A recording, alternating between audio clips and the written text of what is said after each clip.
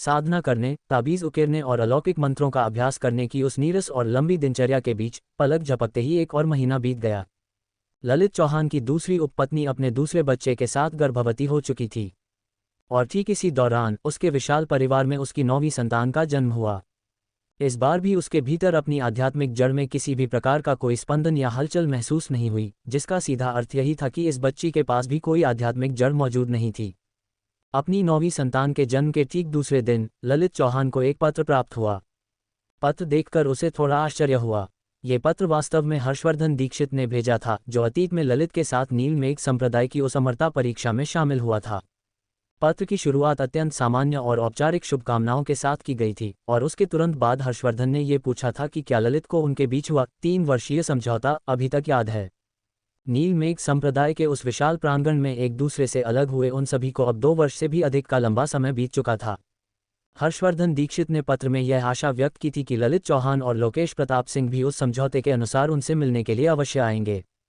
उसने ये भी स्पष्ट किया था कि शालिनी जोशी, ज्योत्सना वैद्य और हेमंत कुमार ने इस मिलन समारोह में उपस्थित होने के लिए अपनी सहमति दे दी है।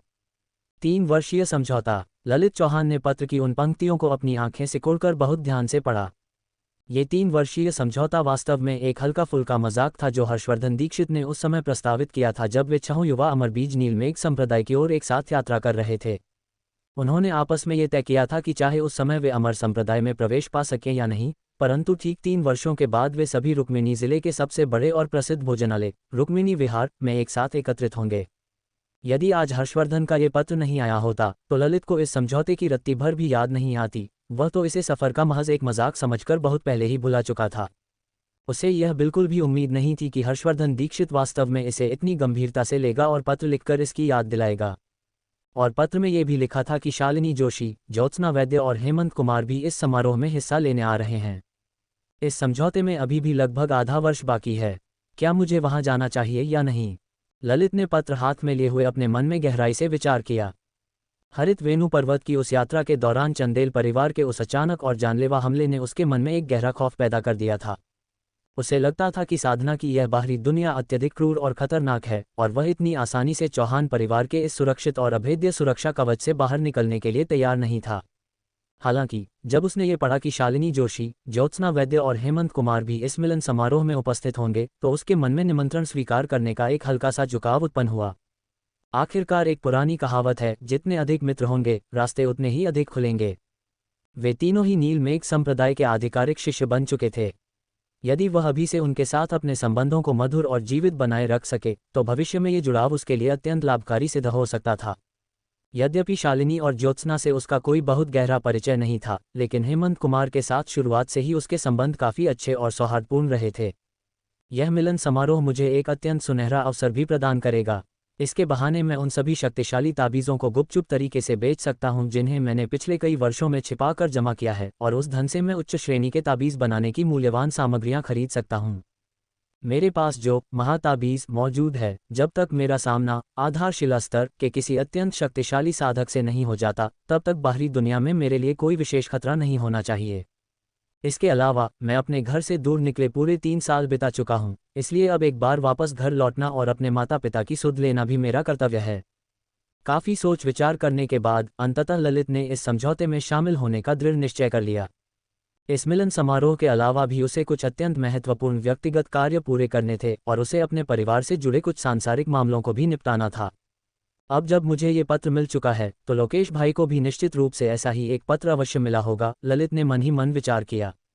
इसके तुरंत बाद वह वहां से निकला और हरित वेणु पर्वत हवेली की ओर चल पड़ा ताकि वह ये जान सके कि लोकेश प्रताप सिंह इस बारे में क्या योजना बना रहा है। इस लंबी यात्रा में यदि वे दोनों एक साथ मिलकर चलें तो सुरक्षा की दृष्टि से ये सबसे अधिक उत्तम और सुरक्षित मार्ग होगा। ललित सीधे लोकेश प्रताप सिंह के घर नहीं गया। इसके बजाय वह पहले शत वैभव मंडप गया और वहां के मुख्य प्रबंधक से मिलकर उनका अभिवादन किया। यदि शत वैभव मंडप के इस अनुभवी प्रबंधक ने उसकी सहायता नहीं की होती तो ताबीज़ बनाने की उसकी वह अद्भुत प्रतिभा चौहान परिवार के उच्चाधिकारियों के सामने इतनी जल्दी कभी उजागर नहीं हो पाती। इसलिए वह मुख्य रूप से अपना आभार व्यक्त करने के लिए यहाँ आया था। इसके अलावा वह वर्तमान में चौहान परिवार के ही आश्रय में रह रहा था, इसलिए उनके साथ अपने संबंधों को और अधिक घनिष्ठ बनाने और उनके मन में एक सकारात्मक छवि छोड़ने में उसका कोई नुकसान नहीं था। आखिरकार अमरता की यह साधना केवल अकेले बैठकर अभ्यास करने और युद्ध लड़ने का ही नाम नहीं है, बल्कि यह कुशल कूटनीति और मधुर सामाजिक संबंधों का भी एक बहुत बड़ा खेल है। शतवैभव मंडप के प्रबंधक ललित को हरित वेणु पर्वत हवेली में वापस लौटते हुए देखकर अत्यंत प्रसन्न हुए और चेहरे पर एक चौड़ी मुस्कान के साथ आगे आकर उससे मिले। शुरुआत में उन्होंने ललित की सहायता केवल अपने स्वार्थ और दूरदर्शिता के कारण की थी। चूंकि ललित चौहान जैसा युवा ताबीज बनाने की इतनी अद्भुत प्रतिभा का धनी था और वह एक अत्यंत शालीन तथा व्यवहारिक व्यक्ति प्रतीत होता था, इसलिए चौहान परिवार निश्चित रूप से उसे एक महत्वपूर्ण पद पर नियुक्त कर सकता था। परंतु आज ललित के इस शालीन और कृतज्ञ व्यवहार ने उनके हृदय में उसके प्रति सद्भावना के कुछ और अंक जोड़ दिए थे। उन्हें गहराई से यह महसूस हुआ कि यह युवक वास्तव में एक बहुत ही नेक, विचारशील और उत्तम चरित्र वाला इंसान था। वहां से विदा लेते समय ललित ने शतवैभव मंडप से शरीर को सुदृढ़ करने और ऊर्जा को पोषित करने वाली कुछ मूल्यवान औषधियां खरीदी, ताकि वह उन्हें उपहार स्वरूप लोकेश प्रताप सिंह के घर ले जा सके। वर्तमान में उसे हर महीने 10 आध्यात्मिक रत्न मिल रहे थे, जबकि लोकेश को अभी भी केवल 2 आध्यात्मिक रत्न ही मिलते थे। यदि वह सीधे तौर पर लोकेश को आर्थिक सहायता देने का प्रयास करता, तो स्वाभिमानी होने के कारण लोकेश उसे कभी स्वीकार नहीं करता। और वैसे भी ललित ऐसा कर भी नहीं सकता था। एक तो उसके पास स्वयं इतनी अधिक धन दौलत नहीं थी कि वह इस प्रकार पैसे लुटा सके, और यदि वह ऐसा करता भी, तो उन दोनों के बीच के समान और निस्वार्थ मित्रता के संबंधों में एक गहरी दरार आ सकती थी। परंतु इस तरह एक मित्र के रूप में घर आकर कुछ आवश्यक वस्तुएं और उपहार भेंट करना बिल्कुल सही और शिष्टाचार के अनुकूल था। उन मूल्यवान सामग्रियों को हाथ में थामे ललित चौहान लोकेश प्रताप सिंह के घर जा पहुंचा। अरे भाई, तुम आए हो तो ये सब चीजें साथ लाने की क्या आवश्यकता थी? ललित को इस तरह उपहारों के साथ घर आते देखकर लोकेश थोड़ा आश्चर्यचकित रह गया। अरे, हम अब कोई ऐसे पड़ोसी थोड़ी हैं जो बस यूं ही टहलते हुए आ जाएंगे। किसी के घर जाओ तो कुछ अच्छा और शुभ साथ लेकर जाना एक सामान्य शिष्टाचार है। और वैसे भी भाभी जी 2 महीने बाद एक नन्हे मेहमान को जन्म देने वाली हैं, तो ये सब केवल उनके शरीर को पोषण और ऊर्जा देने के लिए ही है, ललित ने अत्यंत सहजता से मुस्कुराते हुए कहा। यद्यपि ललित और लोकेश दोनों एक ही उम्र के थे, लेकिन लोकेश उससे कुछ महीने बड़ा था, इसलिए वह सम्मान के साथ लोकेश की पत्नी को भाभी कहकर ही संबोधित करता था। ठीक है भाई, यदि तुम्हारा इतना ही आग्रह है तो मैं भी अब कोई संकोच नहीं करूंगा। ये सुनकर लोकेश ने बिना किसी औपचारिकता के उपहार स्वीकार कर लिए। तुम्हें भी निश्चित रूप से हर्षवर्धन दीक्षित का वह पत्र मिल गया होगा, है ना? मुख्य कक्ष के भीतर लोकेश ने दिव्य चाय का एक ताज़ा बर्तन उबालते हुए ललित के आने का मुख्य उद्देश्य भांप लिया और अपनी बात शुरू की।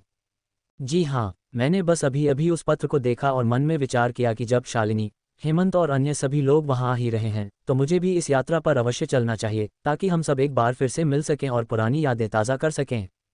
और इसके अलावा मुझे अपने घर से बाहर निकले हुए एक बहुत लंबा अरसा बीत चुका है, इसलिए मुझे वापस जाकर कुछ पुराने सांसारिक मामलों को भी निपटना है।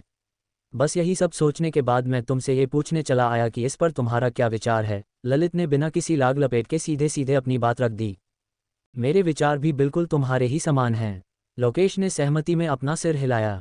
तो फिर यह बहुत उत्तम रहेगा, हम दोनों एक साथ मिलकर ही यह यात्रा करेंगे। हमारे पास अभी भी लगभग आधा वर्ष का समय शेष है, इसलिए हम नियत समय से करीब 1 महीने पूर्व यहाँ से प्रस्थान करेंगे, ललित ने सुझाव देते हुए कहा। आखिरकार हरित वेणु पर्वत से रुक्मिणी जिले तक की वह यात्रा काफ़ी लंबी और थकाऊ है, ललित ने अपनी बात पूरी की।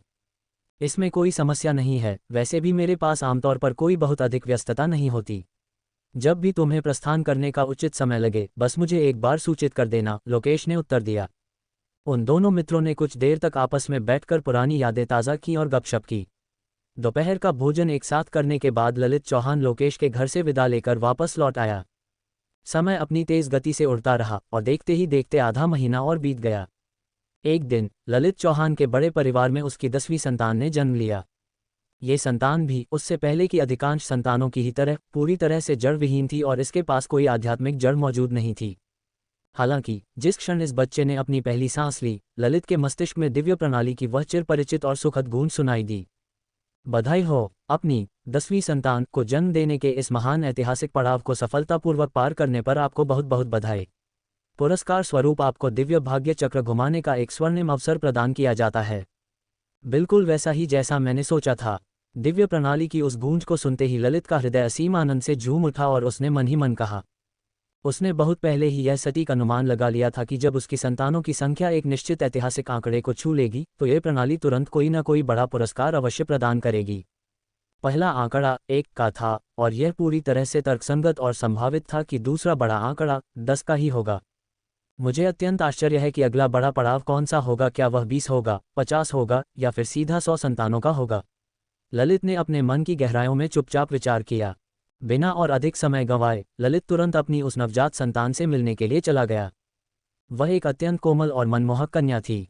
अपनी पत्नियों और नन्हे बच्चों के साथ कुछ प्रेमपूर्ण पल बिताने के बाद ललित वापस अपने एकांत अध्ययन कक्ष में लौट आया ताकि वह भाग्य चक्र का अपना चौथा प्रयास कर सके। दिव्य प्रणाली, मैं भाग्य चक्र घुमाना चाहता हूँ, ललित ने अत्यंत एकाग्रता के साथ अपने मन में आदेश दिया। अगले ही पल हल्के लाल रंग का वह पारदर्शी आभासी पहिया उसकी आंखों के ठीक सामने हवा में प्रकट हो गया। ललित ने उस परिचित पहिए को देखा, एक गहरी और लंबी सांस ली और अपने मन की गहराइयों में ईश्वर से प्रार्थना करने लगा। मेरी ईश्वर से यही प्रार्थना है कि इस बार मुझे कोई अत्यंत शक्तिशाली और उच्च स्तरीय साधना पद्धति प्राप्त हो जाए। वर्तमान में वह जिस मूल प्रत्यावर्तन विद्या का अभ्यास कर रहा था, वह साधना की दुनिया की सबसे साधारण और बुनियादी पद्धति थी जो हर जगह आसानी से उपलब्ध थी।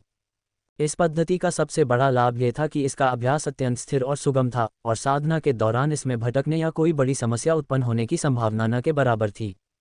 परंतु इसका सबसे बड़ा और कड़वा नुकसान भी यही था, ये पद्धति अत्यधिक रूढ़िवादी और धीमी थी, जिसके परिणामस्वरूप प्राकृतिक आध्यात्मिक ऊर्जा को सोखने की गति कछुए से भी अधिक धीमी हो जाती थी। जब वह पहले बाहरी हरित वेणु पर्वत हवेली में निवास करता था, तब उसे इस धीमी गति का कोई बहुत अधिक एहसास नहीं होता था। परंतु अब जब वह मुख्य हरित वेणु घाटी के भीतर आ चुका था और द्वितीय श्रेणी की उस अत्यंत शक्तिशाली ऊर्जा शिरा के ऊपर बैठकर अपनी साधना कर रहा था, तो उसे यह कमी बहुत स्पष्ट और गहराई से खटकने लगी थी। इसलिए ललित चौहान को दृढ़ विश्वास था कि यदि उसे भाग्य चक्र से कोई उच्च स्तरीय साधना पद्धति प्राप्त हो जाती है, तो उसकी इस धीमी गति की समस्या हमेशा के लिए समाप्त हो जाएगी।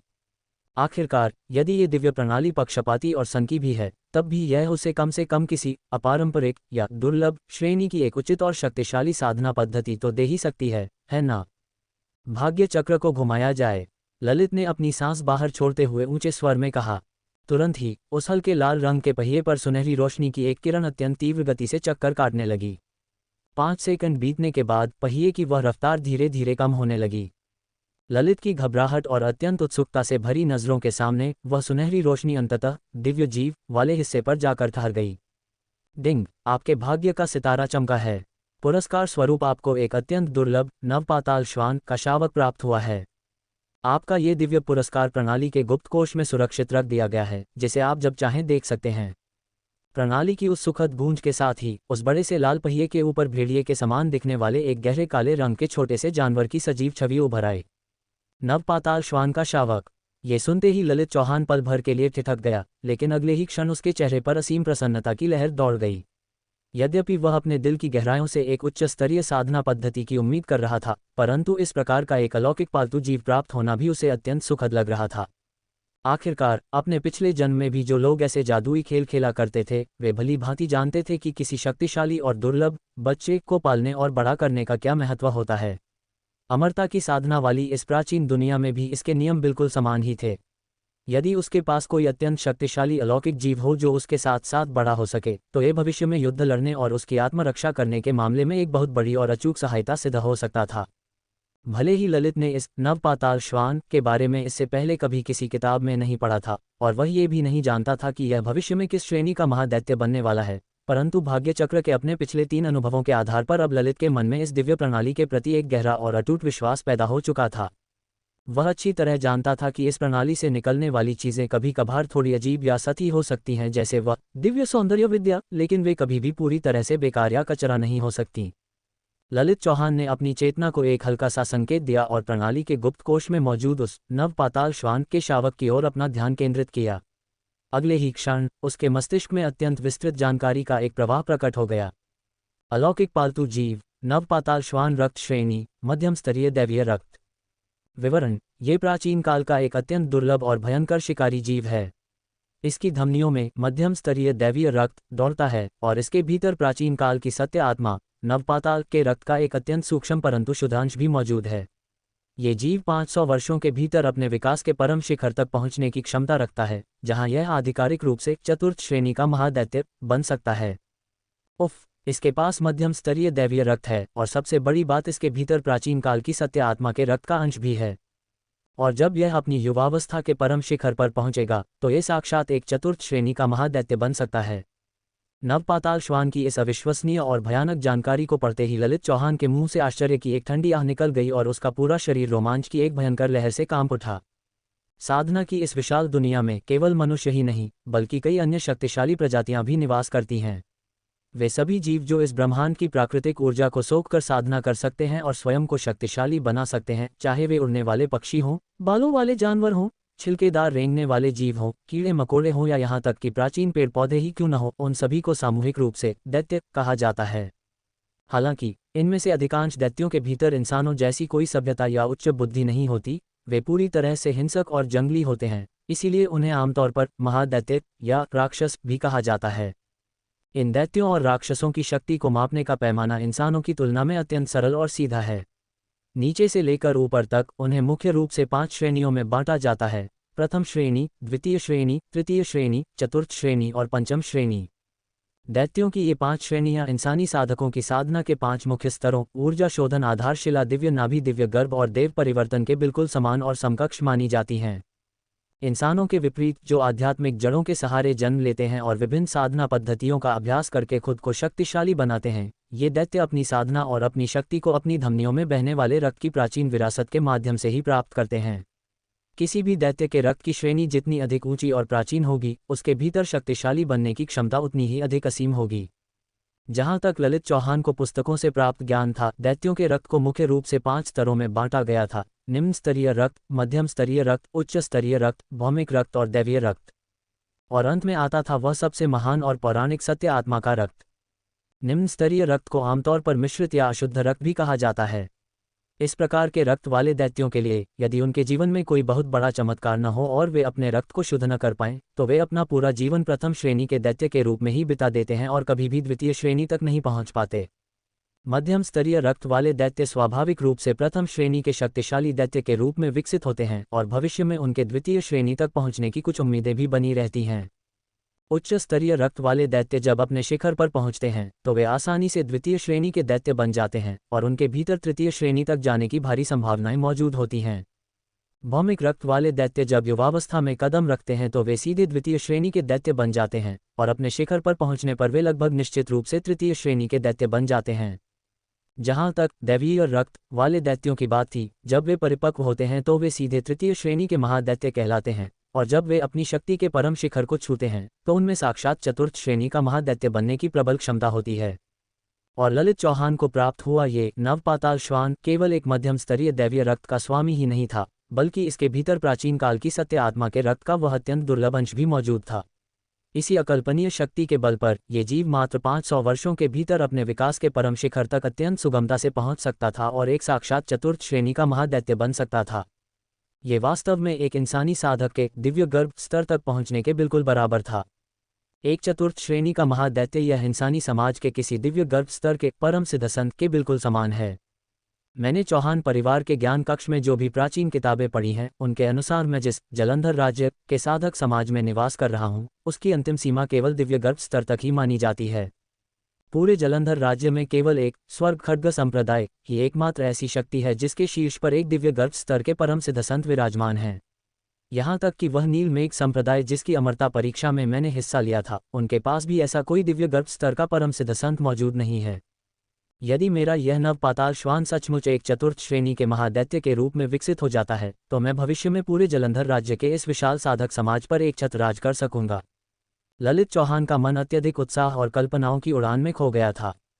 वह जिस जलंधर राज्य की साधना दुनिया में रह रहा था, वहां की सबसे भयंकर और सर्वोच्च शक्ति स्वर्ग खड्ग संप्रदाय को माना जाता था, जिसका नेतृत्व साक्षात एक दिव्य गर्भ स्तर के परम सिद्ध संत करते थे। उनके ठीक नीचे नीलमेघ संप्रदाय, अस्ताचल संप्रदाय और रहस्य आत्मा संप्रदाय आते थे, जो जलंधर राज्य के 3 मुख्य अमर संप्रदाय थे। यद्यपि इन तीनों संप्रदायों के पास कोई दिव्य गर्भ स्तर का संत नहीं था, लेकिन उनमें से प्रत्येक के पास अपनी असीम शक्तियों और अत्यंत गहरी नींव वाले कई दिव्य नाभि स्तर के सिद्ध संत अवश्य मौजूद थे। इन तीनों मुख्य संप्रदायों के नीचे 2 और बड़े संप्रदाय और 3 अत्यंत विशाल कुलीन परिवार थे, जिन्हें मिलाकर 8 मुख्य शक्तियां माना जाता था। इन 8 शक्तियों के शीर्ष पर भी एक दिव्य नाभि स्तर का सिद्ध संत विराजमान था, जो उन्हें जलंधर राज्य की सबसे ऊंची शक्तियों की कतार में खड़ा करता था। जहां तक हरित वेणु पर्वत के चौहान परिवार जैसे छोटे परिवारों की बात थी, जिनका नेतृत्व केवल आधारशिला स्तर के साधक करते थे, ऐसे परिवारों की संख्या तो इस दुनिया में बहुत अधिक थी, लेकिन उनकी शक्तियां इतनी कमज़ोर थीं कि उन्हें उन मुख्य किताबों के पन्नों में स्थान तक नहीं दिया जाता था। इसके अलावा ललित चौहान ये भी जानता था कि उसने चौहान परिवार के ज्ञान कक्ष में जो किताबें पढ़ी थीं वे लगभग 100 वर्ष पुरानी थीं। पिछले एक सदी में निश्चित रूप से इस दुनिया के शक्ति समीकरण और उन संप्रदायों की शक्तियों में भारी बदलाव आ चुका होगा। कुछ ही पलों के विचार विमर्श के बाद ललित चौहान ने अपने सिर को हल्के से झटका और उसकी विचार श्रृंखला टूट गई। भले ही कोई साधक ऊर्जा शोधन स्तर के परम शिखर तक पहुंच जाए, वह अधिकतम केवल 100 वर्षों का जीवन ही प्राप्त कर सकता है, और आधारशिला स्तर को पार करने के बाद भी एक इंसान का जीवन लगभग 200 वर्षों तक ही सीमित रहता है। केवल दिव्य नाभि स्तर के उन महान सिद्ध संतों के पास ही 500 वर्षों का लंबा जीवन जीने का वरदान होता है। इसलिए यदि मैं स्वयं भविष्य में उस दिव्य गर्भ स्तर तक पहुंचने और एक परम सिद्ध संत बनने में सफल नहीं हो पाया, तो भले ही यह नव पाताल श्वान चतुर्थ श्रेणी का कितना भी भयानक महादैत्य क्यों न बन जाए, मेरे लिए इसका कोई विशेष लाभ नहीं होगा। दैत्यों और राक्षसों का प्राकृतिक जीवन काल आमतौर पर किसी भी इंसान की तुलना में कई गुना अधिक लंबा होता है। एक दैत्य के दृष्टिकोण से देखा जाए तो नव पाताल श्वान का मात्र 500 वर्षों के भीतर चतुर्थ श्रेणी तक पहुंच जाना अत्यंत तीव्र और आश्चर्यजनक माना जाता है। परंतु एक नश्वर इंसान के दृष्टिकोण से ये समय सीमा बहुत ही अधिक लंबी और थकाऊ थी। यहाँ तक कि दिव्य नाभि स्तर के उन महान सिद्ध संतों का जीवन भी मुश्किल से 500 वर्षों के आसपास ही होता है। भले ही वे अपने जीवन को लंबा खींचने के लिए अनगिनत अलौकिक अमृत वटिकाओं और प्रकृति के दुर्लभ खजानों का सेवन कर लें, तब भी वे अपने जीवन को अधिकतम कुछ दशकों या अधिक से अधिक एक सदी तक ही बढ़ा सकते हैं। केवल दिव्य गर्भ स्तर की उस पारलौकिक सीमा को पार करने के बाद ही कोई साधक 1000 वर्षों से अधिक का जीवन प्राप्त कर सकता है। इस नव पाताल श्वान के विकास का चरम समय 500 वर्ष है, जिसका अर्थ है कि इसे अपनी परिपक्व अवस्था तक पहुंचने में लगभग 2 या 300 वर्षों का समय लगेगा। और यह कोई बहुत बड़ी समस्या नहीं होनी चाहिए। अपनी परिपक्व अवस्था में यह निश्चित रूप से एक तृतीय श्रेणी का महादैत्य बन जाएगा, जो दिव्य नाभि स्तर के साधक के बिल्कुल बराबर होगा। उसके बाद इसे द्वितीय श्रेणी के महादैत्य के स्तर तक पहुंचने में लगभग 100 वर्षों का समय और लगेगा। इसमें कोई बड़ी बाधा नहीं आनी चाहिए। ये गणित काफ़ी व्यवहारिक और तर्कसंगत प्रतीत होता है। और सबसे बड़ी बात, साधकों की दुनिया में दैत्यों को पालने, उन्हें वश में करने और उनके विकास को जादुई रूप से तेज करने की कई विशिष्ट साधना पद्धतियां भी मौजूद हैं। ललित ने अपने होठों को हल्के से चाटा और अत्यंत गहनता से विचार करने लगा। दैत्यों के विकास को मुख्य रूप से 4 चरणों में बांटा जाता है: शैशवावस्था, बचपन, विकास अवस्था, परिपक्व अवस्था और अंततः परम शिखर। जाहिर है कि भाग्य चक्र से उसे प्राप्त हुआ यह नवपाताल श्वान का बच्चा अभी अपनी शैशवावस्था में ही था। हालांकि साधकों की विभिन्न कलाओं के बारे में उसे जो भी ज्ञान प्राप्त था, उसके अनुसार इस दुनिया में जीव वशीकरण नाम की एक बहुत बड़ी और सम्मानजनक कला मौजूद थी। इसका मुख्य उद्देश्य भयंकर दैत्यों को वश में करना और उन्हें साधकों के एक वफादार सेवक के रूप में ढालना था। ललित ने भाग्य चक्र से जो श्वान प्राप्त किया था, उसे वश में करने की कोई आवश्यकता नहीं थी। वह जन्म से ही उसके प्रति पूर्ण रूप से वफादार और निष्ठावान होने वाला था। परंतु जीव वशीकरण की इस कला के अंतर्गत कई ऐसे अलौकिक मंत्र और विद्याएं भी थीं, जिनका उपयोग करके किसी भी पालतू दैत्य के शारीरिक विकास और उसकी शक्तियों को चमत्कारिक रूप से तेज किया जा सकता था। जहां तक ललित को जानकारी थी, जलंधर राज्य के 3 मुख्य अमर संप्रदायों में से एक रहस्य आत्मा संप्रदाय इसी जीव वशीकरण की कला के लिए पूरे राज्य में विख्यात था। उस संप्रदाय का हर एक शिष्य अपने पास एक पालतू दैत्य रखता था और उसी की पीठ पर सवारी करता था। खैर, मुझे अभी से इन सब बातों के लिए इतनी अधिक जल्दबाजी करने की कोई आवश्यकता नहीं है। भविष्य में मैं देखूंगा कि क्या मैं जीव वशीकरण की कोई विद्या प्राप्त कर सकता हूँ। वर्तमान समय के लिए मैं बस इसे एक साधारण कुत्ते की तरह ही पालूंगा और बड़ा करूंगा। परंतु मैं इस नव पाताल श्वान को अभी इसी समय प्रणाली के गुप्त कोष से बाहर निकालकर अपने साथ नहीं रख सकता। अन्यथा यदि चौहान परिवार के किसी भी व्यक्ति ने इसे मेरे पास देख लिया, तो मेरे लिए ये समझाना अत्यंत कठिन हो जाएगा कि मैं अचानक एक महादैत्य के शावक को कहाँ से उठा लाया। यह एक अच्छा अवसर है, चूंकि मैं बहुत जल्द कुछ समय के लिए वापस उस साधारण सांसारिक दुनिया की ओर जाने वाला हूँ। जब मैं वहां से वापस लौट कर आऊँगा, तो मैं इसे सबके सामने निकाल कर कह दूंगा कि मैंने इसे केवल घर की रखवाली करने और बच्चों के साथ खेलने के लिए बाजार से खरीद लिया है। कुछ पलों के अत्यंत कूटनीतिक सोच विचार के बाद ललित ने उस नवपाताल श्वान के शावक को प्रणाली के गुप्त कोष से बाहर न निकालने का निर्णय लिया और उसे वहीं सुरक्षित छोड़ दिया। अन्य दिव्य पुरस्कारों की ही तरह उन्हें गुप्त कोष के भीतर सुरक्षित छोड़ने से उन पर कोई बुरा प्रभाव नहीं पड़ता था। परंतु एक बार उन्हें बाहर निकालने के बाद उन्हें वापस उस गुप्त कोष के भीतर डालना पूरी तरह से असंभव था। समय के पन्नों को पलटते हुए पलक झपकते ही 3 महीने से अधिक का समय बीत चुका था। इन 3 महीनों की अवधि में ललित चौहान के विशाल परिवार में उसकी 11वीं, 12वीं और 13वीं संतान का जन्म हुआ। हालांकि उसकी उन पुरानी संतानों की ही तरह इन तीनों बच्चों में से भी किसी के भीतर कोई आध्यात्मिक जड़ नहीं पाई गई। ललित का मन अब इस आध्यात्मिक जड़ के विषय को लेकर पूरी तरह से शांत और विरक्त हो चुका था। वह भली भांति समझ गया था कि यह पूरी तरह से भाग्य का खेल है और इसे जोर जबरदस्ती या तनाव लेकर हासिल नहीं किया जा सकता। परंतु इस मामूली सी संभावना के बावजूद उसने अपना वंश बढ़ाने और अधिक संतानों को जन्म देने का अपना अभियान कतई नहीं रोका था। आखिरकार उसकी दिव्य प्रणाली का मूल सिद्धांत ही यही था, जितनी अधिक संतानें उतनी ही अधिक समृद्धि और आशीर्वाद। जब तक वह अनवरत संतानों को जन्म देता रहेगा तो बच्चों की संख्या बढ़ने के साथ साथ देर सबेर कुछ ऐसे बच्चे तो अवश्य जन्म लेंगे जिनके पास अपनी आध्यात्मिक जड़ें मौजूद होंगी। और वैसे भी जैसे जैसे संतानों की संख्या बढ़ती जाएगी उसे अपनी दिव्य प्रणाली से नियमित ऐतिहासिक पड़ावों पर नए नए और चमत्कारी पुरस्कार भी मिलते रहेंगे।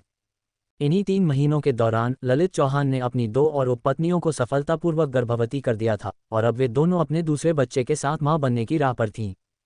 पिछले केवल 3 वर्षों के छोटे से अंतराल में अपनी 3 पत्नियों और 6 उपपत्नियों के साथ मिलकर वह पूरे 13 बच्चों का पिता बन चुका था और वर्तमान में 3 उपपत्नियां और गर्भवती थीं। ललित के इस अद्भुत और अनथक कारनामे ने उसे चौहान परिवार की मुख्य हरित वेणु घाटी के भीतर एक अलग ही प्रकार की प्रसिद्धि और ख्याति दिला दी थी।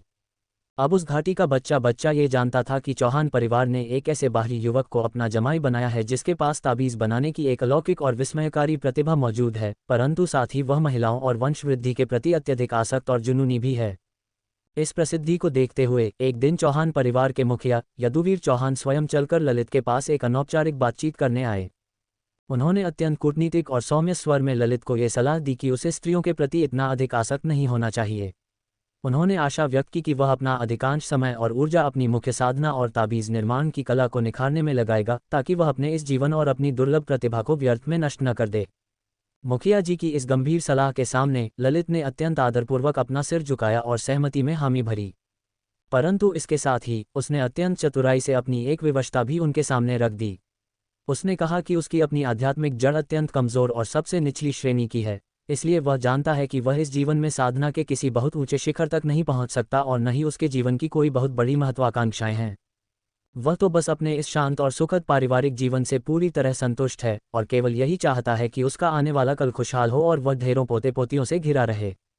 उसने आगे जोड़ा कि यदि उसे भविष्य में कुछ ऐसी संतानें प्राप्त हो जाती हैं जिनके पास स्वयं की आध्यात्मिक जड़ें हों तो वह अपना सारा जीवन और अपनी पूरी ऊर्जा केवल उन्हीं बच्चों को एक सफल साधक बनाने में झोंक देगा। ललित की ये सीधी और स्पष्ट बातें सुनकर यदुवीर चौहान पल भर के लिए निरुत्तर रह गए और उन्हें समझ नहीं आया कि वे इस पर क्या प्रतिक्रिया दें। फिर उन्होंने ललित के साथ चौहान परिवार का एक अत्यंत महत्वपूर्ण और कड़वा नियम साझा किया। उन्होंने बताया कि चौहान परिवार का एक अत्यंत कड़ा नियम है, परिवार के वे सभी बच्चे जिनके भीतर 6 वर्ष की आयु तक कोई आध्यात्मिक जड़ प्रकट नहीं होती, उन्हें अनिवार्य रूप से इस हरित वेणु पर्वत को छोड़कर बाहरी सांसारिक दुनिया में भेज दिया जाता है। यहाँ तक कि यदि परिवार उनके साथ थोड़ी बहुत नरमी भी बरते तब भी उन्हें अधिकतम 10 वर्ष की आयु तक इस पर्वत से बाहर निकाल ही दिया जाता है। वे अपना पूरा जीवन इस पवित्र हरित वेणु पर्वत पर नहीं बिता सकते क्योंकि बिना किसी आध्यात्मिक जड़ के वे कभी अमरता की साधना के मार्ग पर नहीं चल सकते और अंततः उन्हें केवल छोटे मोटे और निचले दर्जे के काम करने के लिए ही मजबूर होना पड़ेगा। आखिरकार युवा बाजों को एक न एक दिन घोंसला छोड़कर ऊंचे आसमान में उड़ना ही पड़ता है और भयानक तूफानों का सामना करना ही पड़ता है। बिना आध्यात्मिक जड़ वाले बच्चों को इस सुरक्षित पर्वत की चारदीवारी में कैद रखने से केवल उनका स्वाभाविक सांसारिक विकास ही रुकेगा और वे बाहरी दुनिया की चुनौतियों का सामना करना कभी नहीं सीख पाएंगे। हालांकि यदुवीर चौहान ने ललित को आश्वस्त किया कि चौहान परिवार का उस बाहरी सांसारिक दुनिया में भी एक बहुत बड़ा और मजबूत व्यापारिक साम्राज्य है। वहां उनके पास असीम धन दौलत और संसाधन मौजूद हैं जो उन बच्चों को एक अत्यंत सुरक्षित, आरामदायक और विलासितापूर्ण जीवन प्रदान कर सकते हैं। यदि ललित इसके लिए अपनी सहमति दे तो भविष्य में उसके उन सभी साधारण बच्चों को चौहान परिवार की उस सांसारिक शाखा के भीतर अत्यंत ऊंचे पदों पर स्थापित किया जा सकता है। यदुवीर चौहान की इन स्पष्ट और व्यावहारिक बातों को सुनकर ललित चौहान का हृदय अचानक एक गहरे बोझ और अजीब सी उदासी से घिर गया। भले ही उसे इस दुनिया में आए हुए पूरे 3 साल बीत चुके थे, लेकिन एक पिता होने के नाते उसके भीतर का मन अभी भी इस क्रूर दुनिया के कुछ कठोर नियमों के साथ पूरी तरह से समझौता नहीं कर पाया था। अपने जिगर के टुकड़ों को महज 6 या 10 साल की कोमल आयु में ही स्वयं से दूर उस कठोर सांसारिक दुनिया में धकेल देने का ये विचार उसके लिए स्वीकार कर पाना अत्यंत कठिन और पीड़ादायक था। आखिरकार उसके पास अब 13 बच्चे थे और उनमें से केवल एक ही बालक के पास आध्यात्मिक जड़ मौजूद थी। परंतु ललित एक अत्यंत व्यवहारिक व्यक्ति भी था और वह अपने मन की गहराइयों में ये भली भांति समझता था कि यदुवीर चौहान की बातें पूरी तरह से सत्य और तर्कसंगत थीं। बिना आध्यात्मिक जड़ वाले बच्चों को इस जादुई पर्वत की छाया में अपने आसपास रोके रखने से भविष्य में उन बच्चों का कोई वास्तविक भला नहीं होने वाला था। एक सच्चे माता पिता होने के नाते कभी कभी उन्हें अपने बच्चों के बेहतर भविष्य के लिए मोह का त्याग करना ही पड़ता है और उन्हें स्वतंत्र रूप से उड़ने देना पड़ता है। इसलिए ललित ने अंततः ये निर्णय लिया कि वह अपने बच्चों को इतनी जल्दी घर से नहीं निकालेगा। वह उनके थोड़े और बड़े और समझदार होने तक प्रतीक्षा करेगा और उसके बाद ही उन्हें उस बाहरी सांसारिक दुनिया में कदम रखने की अनुमति देगा। वह चाहता था कि उसके बच्चे स्वयं उस विशाल दुनिया का अन्वेषण करें, अपनी गलतियों से सीखें और जीवन का अपना वास्तविक अनुभव प्राप्त करें। इसी विषय पर विचार करते हुए ललित ने अतीत में एक बार अपने परम मित्र लोकेश प्रताप सिंह से मिलने और उससे अपने बच्चों को युद्ध कला का प्रशिक्षण देने का आग्रह करने पर विचार किया था। बच्चों को युद्ध कला सिखाने से न केवल उनका शरीर लोहे के समान सुदृढ़ और फौलादी हो जाएगा, बल्कि भविष्य में उस क्रूर सांसारिक दुनिया में किसी भयंकर संकट या शत्रु का सामना होने पर उनके पास स्वयं की रक्षा करने की एक अचूक ताकत भी होगी। आखिरकार केवल ये साधकों की दुनिया ही क्रूर और खतरनाक नहीं थी, उस बाहरी सांसारिक दुनिया में भी धन, सत्ता और व्यापार को लेकर अनगिनत खूनी संघर्ष और षड्यंत्र रचे जाते थे और ललित हर समय एक ढाल बनकर अपने बच्चों की रक्षा नहीं कर सकता था। और यह बात भी पूरी तरह सच थी कि ललित के मन में इस निर्णय के पीछे अपना एक अत्यंत गुप्त और स्वार्थपूर्ण कारण भी छिपा था। वह जानता था कि उसकी दिव्य प्रणाली के माध्यम से यदि उसके बच्चे युद्ध कला का कड़ा अभ्यास करेंगे तो उनकी वह पूरी शक्ति और प्रतिभा सीधे उसके भीतर जुड़ जाएगी, जिससे उसकी अपनी शारीरिक शक्ति में भारी वृद्धि होगी। और भविष्य में जब उसके वे सभी बच्चे उस सांसारिक दुनिया में अपनी गहरी और मजबूत जड़ें जमा लेंगे तो वे निश्चित रूप से वहां चौहान परिवार की एक नई और अजेय शाखा, एक महान युद्ध कला वंश की स्थापना करेंगे। और फिर उस वंश के भीतर जब भी कोई ऐसा बच्चा जन्म लेगा जिसके पास आध्यात्मिक जड़ मौजूद हो तो उसे अमरता की साधना के लिए सीधे ललित के पास भेजा जा सकेगा। वास्तव में वर्तमान समय में अधिकांश बड़े और सफल साधना परिवारों का यही सबसे उत्कृष्ट और व्यवहारिक मॉडल था, जहां सांसारिक दुनिया की ताकत और अमरता की दुनिया की साधना दोनों एक दूसरे का समर्थन करते हुए साथ साथ फलती फूलती थीं। उसी दिन अपने एकांत साधना कक्ष के भीतर ललित चौहान अत्यंत गहरी ध्यान मुद्रा में बैठा था।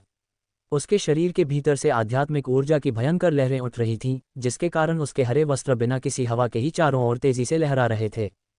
ऊर्जा शोधन का तीसरा स्तर। तय समय सीमा समाप्त होने से ठीक पहले मैंने आखिरकार इस बाधा को पार कर ही लिया। कुछ पलों के बाद उसके शरीर के भीतर उस भयंकर ऊर्जा का प्रवाह धीरे धीरे शांत हुआ और उसकी सांसें सामान्य हो गईं। ललित ने अपनी आंखें खोलीं और उसका चेहरा असीम आनंद और गहरी संतुष्टि से दमक उठा। उसे ऊर्जा शोधन के पहले स्तर से दूसरे स्तर तक पहुंचने में पूरे 1 साल और 4 महीने का लंबा संघर्ष करना पड़ा था, परंतु दूसरे स्तर से इस तीसरे स्तर तक की छलांग लगाने में उसे केवल 10 महीने का ही समय लगा था। साधना की इस अभूतपूर्व गति और सुधार के पीछे केवल इस हरित वेणु घाटी की उस द्वितीय श्रेणी की शक्तिशाली ऊर्जा शिरा का ही चमत्कार नहीं था। वास्तव में इसके पीछे उसके 7वें पुत्र अमरेश चौहान की आध्यात्मिक जड़ से प्राप्त होने वाली प्रतिभा का सीधा लाभ और ललित के पास उपलब्ध उच्च स्तरीय साधना संसाधनों की प्रचुरता भी शामिल थी। अब उसे चौहान परिवार की ओर से प्रतिमाह 10 आध्यात्मिक रत्न, 30 सेर दिव्य धान और पीतनागवटी की एक पूरी शीशी प्राप्त होती थी। वर्तमान समय में उसके सभी बच्चे अभी बहुत छोटे थे, इसलिए उनके पालन पोषण का खर्च न के बराबर था और उसकी पत्नियों पर भी कोई अतिरिक्त भारी खर्च नहीं होता था। इसलिए ललित अपने इन मासिक आध्यात्मिक रत्नों और मूल्यवान संसाधनों का अधिकांश हिस्सा पूरी तरह से अपनी स्वयं की साधना की गति को तेज करने और अपने शरीर को सुदृढ़ बनाने पर खर्च कर सकता था। यद्यपि वह ये भली भांति जानता था कि उसकी अपनी जन्मजात प्रतिभा अत्यंत साधारण और कमजोर है और केवल अपनी मेहनत के बल पर इस जीवन में साधना के किसी बहुत बड़े मुकाम तक पहुंचना उसके लिए लगभग असंभव है, फिर भी वह अपने प्रयासों में कोई ढील नहीं दे सकता था। आखिरकार जब तक उसके वे बच्चे बड़े होकर सफल नहीं हो जाते और उसे उन पर पूर्ण रूप से निर्भर होने का अवसर नहीं मिल जाता, तब तक उसे स्वयं को जीवित और शक्तिशाली बनाए रखना था। इसके अलावा उसके उन 13 बच्चों में से केवल उसके 7वें पुत्र अमरेश के पास ही आध्यात्मिक जड़ मौजूद थी और वह भी केवल एक निम्न श्रेणी की कमजोर जड़ थी। इसलिए वर्तमान परिस्थितियों को देखते हुए एक पिता के रूप में उसे अभी भी पूरी तरह से अपनी स्वयं की कड़ी मेहनत और अपनी दिव्य प्रणाली पर ही निर्भर रहना था। पूरे 3 साल बीत चुके हैं और अब जाकर मैं पहली बार घर से बाहर एक यात्रा पर निकल रहा हूँ।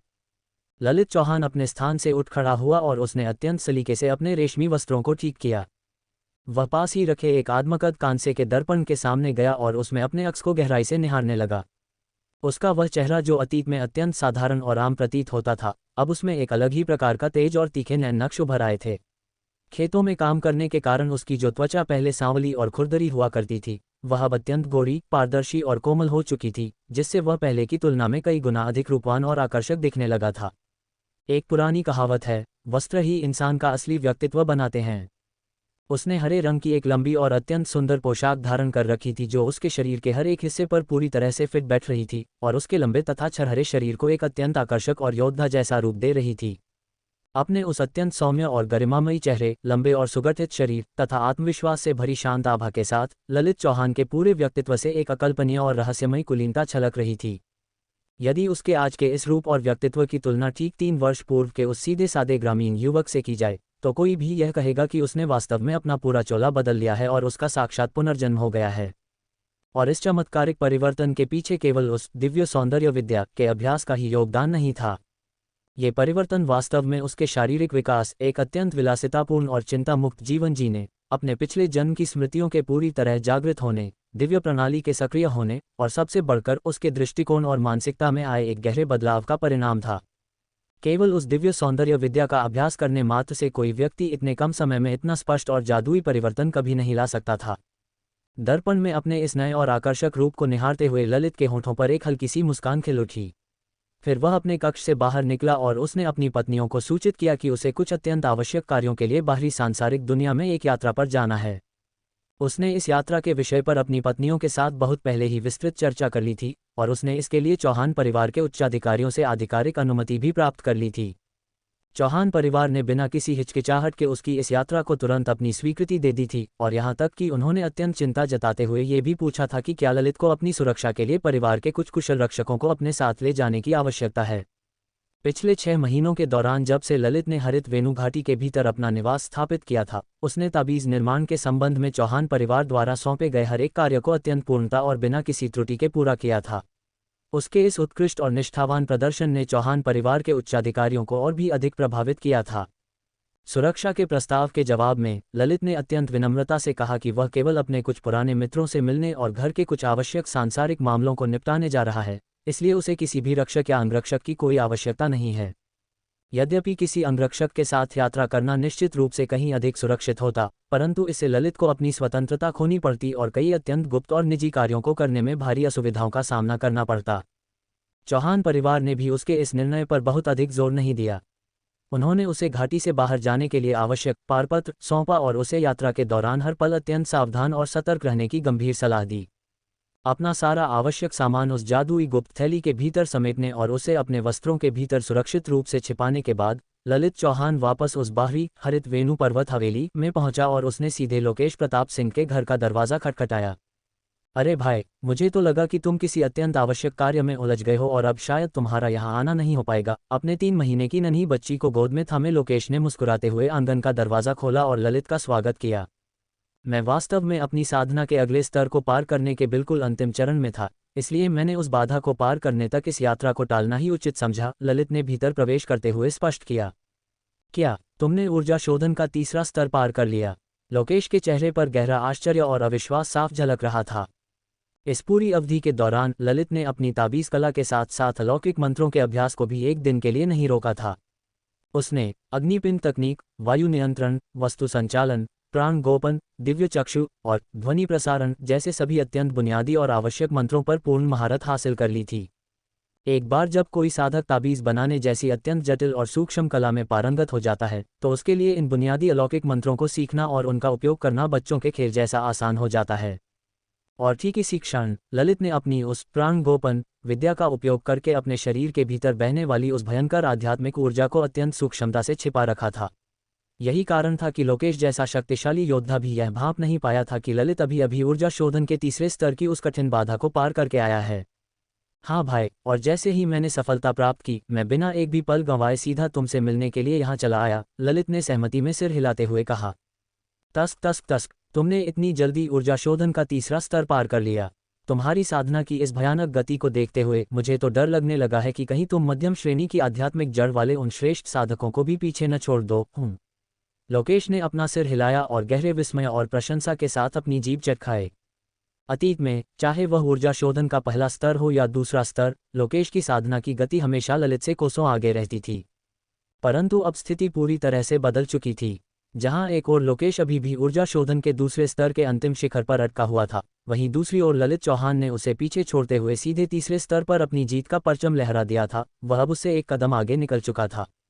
इस सच्चाई ने लोकेश को अंदर से अत्यंत भावुक कर दिया था और उसके मन में एक अत्यंत हल्की और मित्रवत ईर्ष्या भी पैदा कर दी थी। अरे भाई, तुम भी क्या बात कर रहे हो?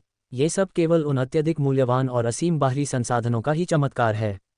ऊर्जा शोधन के तीसरे स्तर से चौथे स्तर तक की वह असली छलांग लगाना इस शुरुआती स्तर से कहीं अधिक भयंकर और कठिन है, ललित ने अत्यंत सहजता से अपना हाथ लहराते हुए कहा। वह अपनी स्वयं की सीमाओं और वास्तविकता को बहुत अच्छी तरह समझता था। यदि उसने हर महीने चौहान परिवार से मिलने वाली उस पीत नागवटी का सेवन नहीं किया होता, और यदि उसने अपने उन सभी मूल्यवान आध्यात्मिक रत्नों को दिव्य सब्जियों, अलौकिक चाय और महादैत्यों के अत्यंत पौष्टिक मांस पर पानी की तरह नहीं बहाया होता, तो क्या वह इतनी जल्दी इस स्तर को पार करने का सपना भी देख सकता था? यदि वह केवल अपनी उस कमजोर आध्यात्मिक जड़ के भरोसे बैठा रहता, तो उसे इस तीसरे स्तर तक पहुंचने के लिए कम से कम 1 या 1.5 साल तक और अधिक खटना पड़ता। और वैसे भी ऊर्जा शोधन के उन शुरुआती 3 स्तरों को पार करना कोई बहुत बड़ा चमत्कार नहीं था। यदि कोई व्यक्ति पर्याप्त समय और ऊर्जा लगाए, तो वह बिना किसी बड़ी बाधा के इन्हें पार कर ही लेता है। परंतु ऊर्जा शोधन के तीसरे स्तर से चौथे स्तर मध्यम चरण में प्रवेश करना अत्यंत कठिन और चुनौतीपूर्ण होता है। शुरुआती चरण से मध्यम चरण में जाने के दौरान साधक को एक अत्यंत भयंकर बाधा का सामना करना पड़ता है, और उस साधक की आध्यात्मिक जड़ जितनी अधिक कमजोर और निम्न श्रेणी की होगी, उस बाधा को तोड़ पाना उसके लिए उतना ही अधिक असंभव और पीड़ादायक होता है। मुझे तुम पर और तुम्हारी उस दृढ़ संकल्प शक्ति पर पूरा विश्वास है ललित, ये तुम्हारे लिए कोई बहुत बड़ी बाधा नहीं होगी। तो फिर क्या हम अब प्रस्थान करें? लोकेश ने इस विषय पर और अधिक चर्चा न करते हुए सीधा प्रश्न किया। मैं तो पूरी तरह तैयार हूं और किसी भी क्षण प्रस्थान कर सकता हूं। क्या तुम्हें अपने घर में कुछ और आवश्यक तैयारियां करनी हैं? ललित ने पूछा। मेरी भी सारी तैयारियां पूरी हो चुकी हैं। तो फिर चलो, भगवान का नाम लेकर निकलते हैं, लोकेश ने कहा। उसने तुरंत अपने उस नन्हे बच्चे को पिछले आंगन में ले जाकर अपनी उस उपपत्नी को सौंप दिया जिसे उसने कुछ समय पूर्व ही स्वीकार किया था, और बिना किसी और विलंब के वह ललित चौहान के साथ उस लंबी और रोमांचक यात्रा के लिए निकल पड़ा। ललित चौहान और लोकेश प्रताप सिंह ने अपनी यात्रा के लिए सबसे पहले रघु काका से 2 अत्यंत फुर्तीले और शक्तिशाली जादुई प्राण अश्व किराए पर लिए, और इसके साथ ही उन्होंने रास्तों को समझने के लिए एक विस्तृत नक्शा भी खरीदा। अन्यथा इतने लंबे अंतराल के बाद रुक्मिणी जिले तक सही सलामत कैसे पहुंचना है, यह उनके लिए एक बहुत बड़ी और उलझाने वाली समस्या बन जाता। ये दिव्य प्राण अश्व बिल्कुल वैसे ही थे जिनकी सवारी करके वे आज से 3 वर्ष पूर्व पहली बार हरित वेणु पर्वत की वादियों में आए थे। जहां तक उस नक्शे की बात थी, वह पूरे जलंधर राज्य का एक अत्यंत विस्तृत भौगोलिक चित्रण था। जलंधर राज्य का भूभाग अत्यंत विशाल और असीम था, जो मुख्य रूप से 9 बड़े प्रांतों में बंटा हुआ था। प्रत्येक प्रांत के प्रशासनिक अधिकार क्षेत्र में 9 परगने आते थे। प्रत्येक परगने के अधीन 9 तहसीलें थीं, और हर एक तहसील के अंतर्गत अनगिनत गांव और बस्तियां बसी हुई थीं। यद्यपि हरित वेणु पर्वत जैसी अलौकिक और पवित्र भूमि सीधे तौर पर जलंधर राज्य के सांसारिक और प्रशासनिक नियमों के अधीन नहीं आती थी, फिर भी भौगोलिक रूप से इसे जलंधर राज्य की सीमाओं के भीतर ही गिना जाता था।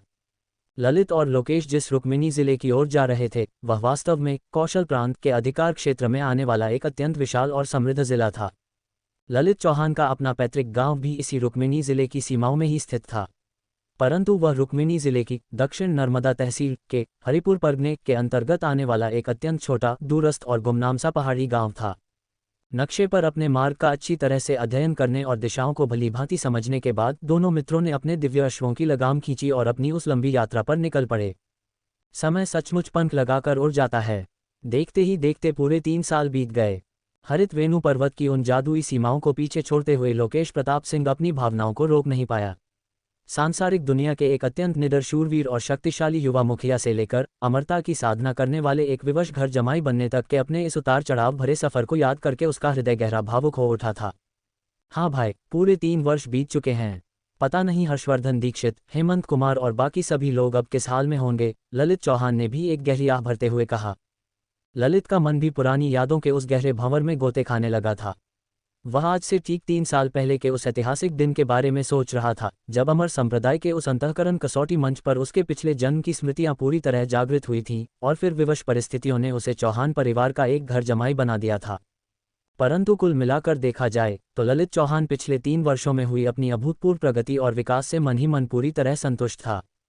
हर्षवर्धन दीक्षित, जिसका जन्म दीक्षित सामंत की उस भव्य हवेली में हुआ था, उसके पास तो शुरुआत से ही ऊर्जा शोधन के तीसरे स्तर की अकल्पनीय शक्ति मौजूद थी। इतने लंबे समय में तो उसने निश्चित रूप से ऊर्जा शोधन के चौथे स्तर को पार कर ही लिया होगा। जहां तक हेमंत कुमार और ज्योत्सना वैद्य की बात है, वे दोनों नीलमेघ संप्रदाय जैसे अत्यंत प्रतिष्ठित और शक्तिशाली स्थान पर अपनी साधना कर रहे हैं। संभवतः वे भी अब तक ऊर्जा शोधन के तीसरे या चौथे स्तर तक आसानी से पहुंच चुके होंगे। और शालिनी जोशी अपनी उस चौथी श्रेणी की बेहतरीन आध्यात्मिक जड़ के साथ, पता नहीं उसने इन 3 वर्षों में साधना के किस महान मुकाम को छू लिया होगा। लोकेश प्रताप सिंह ने अनंत नीले आसमान की ओर देखते हुए अपने विचार प्रकट किए। शुरुआत में उन 6 युवा अमर बीजों में से केवल हर्षवर्धन दीक्षित ही एकमात्र ऐसा व्यक्ति था जिसे अपने अत्यंत कुलीन और रसूखदार पारिवारिक पृष्ठभूमि के कारण साधना का प्रारंभिक ज्ञान और स्वर्णिम अवसर बहुत पहले ही मिल चुका था, जिसके बल पर वह पहले से ही ऊर्जा शोधन के तीसरे स्तर पर विराजमान था।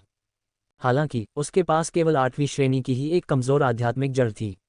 इसलिए भले ही वह अपनी उस सामंत हवेली में वापस लौट गया था और उसके पास कुछ संसाधन भी मौजूद थे, फिर भी वे संसाधन असीमित नहीं थे। अतः इन 3 वर्षों में उसकी साधना में कोई बहुत बड़ा या चमत्कारी सुधार होने की संभावना कमी ही थी। जहां तक हेमंत कुमार और ज्योत्सना की बात थी, एक के पास 7वीं श्रेणी की और दूसरे के पास 6ठी श्रेणी की आध्यात्मिक जड़ थी। नीलमेघ संप्रदाय में रहने के बावजूद इतने कम समय में उनके लिए साधना के इस दुर्गम मार्ग पर बहुत लंबी छलांग लगाना कोई आसान काम नहीं था। केवल शालिनी जोशी की चौथी श्रेणी की वह बेहतरीन आध्यात्मिक जड़ ही एक ऐसा अनूठा अपवाद थी, जिसकी अभूतपूर्व प्रगति का कोई सटीक अनुमान नहीं लगाया जा सकता था। ये सब कहने के बाद लोकेश के जहन में अचानक ललित चौहान के ऊर्जा शोधन के तीसरे स्तर पर पहुंचने की वह शानदार सफलता कौंध गई। उन 6 लोगों में अब केवल वही एकमात्र ऐसा व्यक्ति बचा था जिसकी साधना सबसे निचले स्तर यानी ऊर्जा शोधन के दूसरे स्तर पर ही अटकी हुई थी। इस चुभने वाली सच्चाई ने उसे अंदर से थोड़ा हताश और निराश कर दिया था। मुझे लगता है कि सबकी स्थिति लगभग एक समान ही होगी। आखिर केवल 3 ही साल तो बीते हैं, इसलिए हमारी साधना के स्तरों में कोई बहुत बड़ा या जमीन आसमान का अंतर नहीं होना चाहिए। ललित ने सहमति में अपना सिर हिलाते हुए सांत्वना दी। ललित का अपना अनुमान भी यही था कि हेमंत और ज्योत्सना वर्तमान में संभवतः ऊर्जा शोधन के तीसरे स्तर पर ही होंगे। आखिरकार उनकी आध्यात्मिक जड़ें भी तो केवल 7वीं और 6ठी श्रेणी की ही थीं। यदि वे महज 3 साल के भीतर ऊर्जा शोधन का चौथा स्तर मध्यम चरण पार करने में सफल हो गए, तो इसका सीधा अर्थ ये होगा कि उन अमर संप्रदायों की सुख सुविधाएं और संसाधन ललित की कल्पना से भी कहीं अधिक उन्नत और असीमित थे। अपनी बात पूरी करने के बाद लोकेश को अचानक इस तरह शांत और थोड़ा उदास होते देखकर ललित चौहान पल भर के लिए ठिठक गया और वह तुरंत अपने मित्र की इस खामोशी के पीछे का कारण समझ गया। लोकेश बाहर से भले ही अत्यंत सहज, मिलनसार और बेफिक्र दिखाई देता था, लेकिन ललित भली भांति जानता था कि उसके हृदय की गहराइयों में एक अत्यंत स्वाभिमानी और शूरवीर योद्धा का गौरव हमेशा जीवित रहता था। और यह पूरी तरह से स्वाभाविक भी था। रक्तमकर संघ के पूर्व उप मुखिया के रूप में लोकेश इतनी कम उम्र में ही युद्ध कला की उस क्रूर दुनिया का एक प्रथम श्रेणी का महान विशेषज्ञ बन चुका था। यदि यह कहा जाए कि वह अपने समय का सबसे होनहार युवा था, तो इसमें रत्ती भर भी अतिशयोक्ति नहीं होगी। परंतु अब 3 साल बीतने के बाद ऐसा प्रतीत हो रहा था कि साधना के मार्ग पर एक साथ कदम रखने वाले उन 6 युवाओं में वह सबसे निचले और कमजोर पायदान पर आ गिरा है। और इन सब के ऊपर उसके कंधों पर अभी भी चौहान परिवार के लिए 48 और संतानों को जन्म देने का वह अत्यंत भारी और थका देने वाला कर्ज लदा हुआ था, जो उसके लिए किसी गहरे मानसिक बोझ से कम नहीं था। लोकेश भाई, तुम चौहान परिवार के उस अनुबंध को लेकर अभी बहुत अधिक चिंता मत करो। जहां तक बच्चों को जन्म देने की बात है, तो इस मामले को कुछ और वर्षों के लिए टाल दो। जैसे ही एक ताबीज निर्माता के रूप में मेरी स्थिति और अधिक सुदृढ़ होगी, मैं स्वयं मुखिया जी से बातचीत करूंगा और तुम्हें इस भारी जिम्मेदारी से मुक्त कराने का पूरा प्रयास करूंगा। ललित ने अत्यंत आत्मीयता और एक सच्चे मित्र की तरह उसके कंधे पर हाथ रखते हुए कहा। अपनी उस वंश वृद्धि अनंत समृद्धि प्रणाली के होते हुए ललित के लिए 50 तो क्या 100, 200 या यहाँ तक कि 1000 बच्चे पैदा करना भी एक सुखद और लाभकारी कार्य था। लेकिन लोकेश के पास ऐसी कोई जादुई प्रणाली नहीं थी, इसलिए एक साधारण साधक के लिए 50 संतानों को जन्म देना वास्तव में एक अत्यधिक क्रूर और असहनीय शर्त थी। यह न केवल उसकी साधना की गति को पूरी तरह बर्बाद कर देगा, बल्कि भविष्य में जब कभी वह चौहान परिवार को छोड़कर बाहर जाएगा, तो वे सभी संतानें कानूनी रूप से उसकी अपनी नहीं रह जाएंगी। और एक पिता के लिए यह निर्मम सच स्वीकार कर पाना अत्यंत हृदय विदारक होता। एक सच्चे मित्र और एक बड़े भाई के रूप में यदि ललित किसी भी तरह से अपने इस मित्र की सहायता कर सकता था, तो वह स्वाभाविक रूप से पीछे नहीं हटने वाला था। हालांकि वर्तमान में वह केवल प्रथम श्रेणी के निम्न स्तर का ही एक ताबीज निर्माता था, इसलिए चौहान परिवार के उच्चाधिकारियों के सामने उसका प्रभाव अभी भी अत्यंत सीमित था। उसने मन ही मन ये ठोस योजना बनाई थी कि वह करीब 1 वर्ष और प्रतीक्षा करेगा, जब तक कि वह स्वयं को एक प्रथम श्रेणी के मध्यम स्तर के सिद्ध ताबीज निर्माता के रूप में पूरी तरह स्थापित न कर ले। अपनी शक्ति और प्रभाव बढ़ाने के बाद वह लोकेश के इस गंभीर मामले को सुलझाने के लिए अवश्य कदम उठाएगा। कोई बात नहीं भाई, अपने इन निजी झमेलों में तुम्हें उलझाना मुझे स्वयं अच्छा नहीं लगता। और वैसे भी लोकेश पल भर के लिए खामोश हुआ और उसने अत्यंत संकोच के साथ अपना सिर हिलाया। पिछले कुछ समय के दौरान ललित ने पहले ही उसकी बहुत अधिक सहायता की थी। जब भी वह उससे मिलने आता तो हमेशा उसके लिए कुछ न कुछ मूल्यवान उपहार लेकर ही आता था। इसलिए लोकेश को ये सोचकर बहुत बुरा लगता था कि वह हर समय अपने मित्र पर एक बोझ सा बन गया है। और वैसे भी लोकेश के विचार में चौहान परिवार के साथ शर्तों पर मोलभाव करना ललित के लिए भी व्यर्थ में मुसीबत मोल लेने जैसा ही था। लेकिन इससे पहले कि लोकेश अपनी बात पूरी कर पाता, ललित ने हवा में अपना हाथ लहराया और बीच में ही टोकते हुए कहा, अरे रहने भी दो। हमारे बीच जो भाईचारे का अटूट संबंध है उसमें जब तुम इस तरह संकोच दिखाते हो तो ऐसा लगता है जैसे तुम मुझे कोई अजनबी या पराया समझ रहे हो। और वैसे भी मुझे स्वयं तुमसे एक अत्यंत महत्वपूर्ण कार्य में सहायता चाहिए थी। कैसा कार्य? लोकेश ने थोड़ी भावुकता के साथ सिर हिलाते हुए पूछा। मैं इस बार इतने लंबे समय बाद अपने परिवार से मिलने जा रहा हूं, लेकिन मेरे लिए उन सभी को अपने साथ यहां सुरक्षित लेकर आना पूरी तरह असंभव है। ललित ने अत्यंत गंभीरता से अपनी बात शुरू की। इसलिए मैं तुमसे यह अनुरोध करना चाहता था कि क्या तुम अपने रक्त मकर संघ को भविष्य में मेरे परिवार की सुरक्षा और देखभाल का जिम्मा सौंप सकते हो। ललित अच्छी तरह जानता था कि उसे भी एक न एक दिन इस चौहान परिवार को छोड़कर बाहर निकलना ही होगा। वह अपना पूरा जीवन दूसरों के आश्रय में एक घर जमाई बनकर नहीं बिता सकता था, और जाहिर है कि वह अपने उन गरीब माता पिता और सांसारिक परिवार को हरित वेणु पर्वत की इन खतरनाक वादियों में नहीं ला सकता था। यह न केवल अत्यंत असुविधाजनक था, बल्कि वह स्वयं ऐसा करना भी नहीं चाहता था। जहां तक व्यक्तिगत रूप से उनकी देखभाल करने की बात थी, वह यहाँ बैठे बैठे वह भी नहीं कर सकता था। परंतु एक पुत्र होने के नाते वह उन्हें उनके हाल पर यूं ही अनाथों की तरह छोड़ भी नहीं सकता था। यही कारण था कि उसके जहन में लोकेश प्रताप सिंह के उस रक्त मकर संघ का विचार आया। उस संघ का उस बाहरी सांसारिक दुनिया में एक बहुत बड़ा रुतबा और भारी प्रभाव था। ललित की मांग कोई बहुत बड़ी नहीं थी, वह तो बस इतना सुनिश्चित करना चाहता था कि उसका परिवार अपना शेष जीवन सुख शांति और बिना किसी आर्थिक अभाव के बिता सके। अरे ये तो बहुत ही मामूली सी बात है, तुम इसे पूरी तरह मुझ पर छोड़ दो। ये सुनकर लोकेश ने बिना किसी हिचकिचाहट के सीधे हामी भर दी। आखिरकार वह स्वयं उस रक्त मकर संघ का पूर्व उप मुखिया रह चुका था। भले ही उसे घर से दूर आए कई वर्ष बीत चुके थे और उसका वह पद शायद अब किसी और को सौंप दिया गया हो, लेकिन उसके पिता अभी भी उस संघ के मुख्य सरगना थे। इसलिए उसे पूरा विश्वास था कि यह कार्य बिना किसी बाधा के अत्यंत आसानी से हो जाएगा। इसके अलावा मेरी इतनी सारी संतानें हैं और उन सभी के पास साधना करने की क्षमता नहीं हो सकती, ललित ने अपनी बात जारी रखी। इसलिए मैंने सोचा है कि भविष्य में मेरे जो बच्चे साधना के मार्ग पर नहीं चल सकेंगे, मैं उन्हें युद्ध कला का प्रशिक्षण देने के लिए तुम्हारे सुपुर्द कर दूंगा।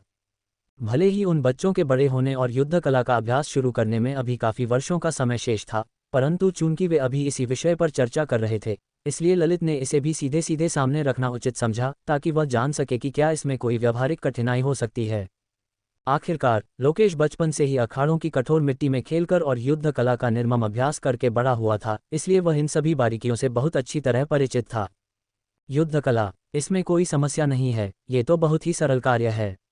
परंतु भाई, युद्ध कला का वह प्रारंभिक अभ्यास हड्डियों को तोड़ देने वाला अत्यंत कठोर और क्रूर होता है।